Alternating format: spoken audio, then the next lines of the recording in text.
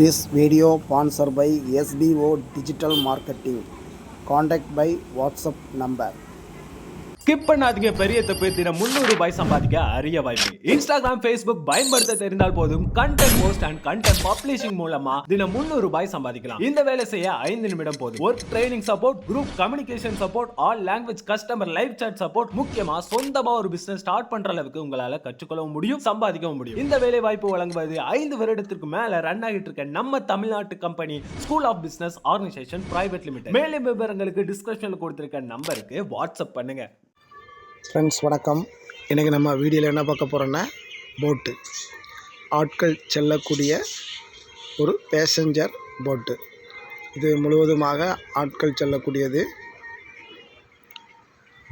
இதில் 2 தளங்கள் உள்ளன.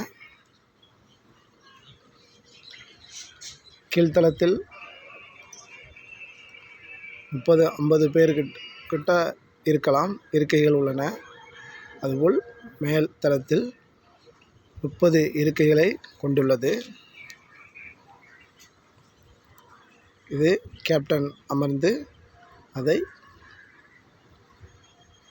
செலுத்தக்கூடிய அதை மொத்த கண்ட்ரோலும், அதுதான் கண்ட்ரோல் ரூம். போட்டில் நம்ம ஏறும்போது வரிசையாக செல்ல வேண்டும். ஏனென்றால்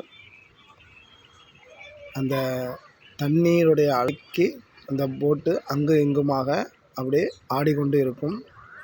இது என்னவென்றால் நங்கூரம் போன்ற ஒரு கயிறு கொண்ட தளத்திலும் அந்த போட்டிலும் கட்டப்பட்டிருக்கும்.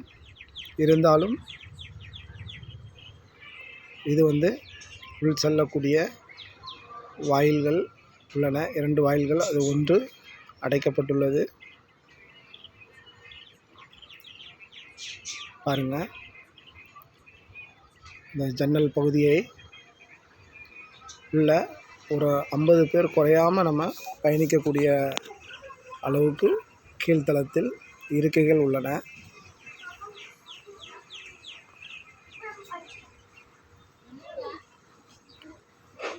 பாருங்கள், அதே மாதிரி மேல்தளத்தில் ஒரு 30 பேர் குறையாமல் நம்ம இருக்கக்கூடிய வசதி வாய்ப்புகள் அதில் உள்ளன. மேலே அந்த ஆரஞ்சு கலர் ரவுண்டு டியூப் மாதிரி இருக்கிறது ஒரு இக்கட்டான ஆபத்தான நேரங்களில் தன்னை பாதுகாத்து கொள்வதற்காக அதை பயன்படுத்தக்கூடியது. அந்த டியூப் இருந்தால் நாம் மிதந்து கொண்டு வரலாம். பாருங்கள்,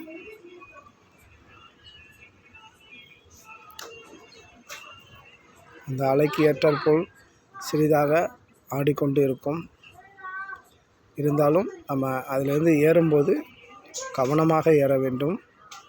இல்லை என்றால் கால்கள் சிக்கிக்கொள்ளும். பாருங்கள், போட்டில் இது கொஞ்சம் பெரிய வகை மாதிரி தான் இருக்குது.